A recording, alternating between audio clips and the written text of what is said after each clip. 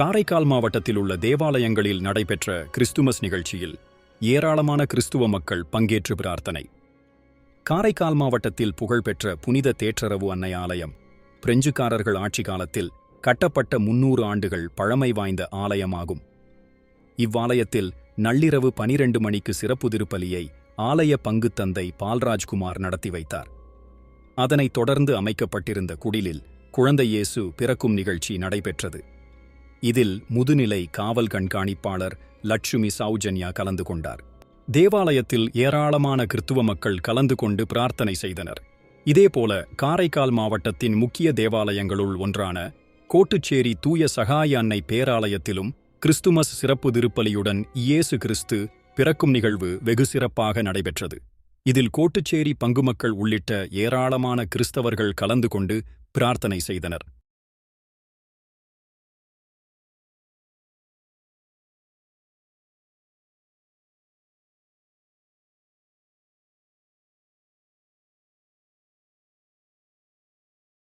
முடக்குவாதம், மூலம் உள்ளிட்ட நோய்களுக்கு சிறப்பு சிகிச்சை பெற ஸ்ரீவித்யா சித்தா மற்றும் வர்மா மருத்துவமனை, அரியலூர்.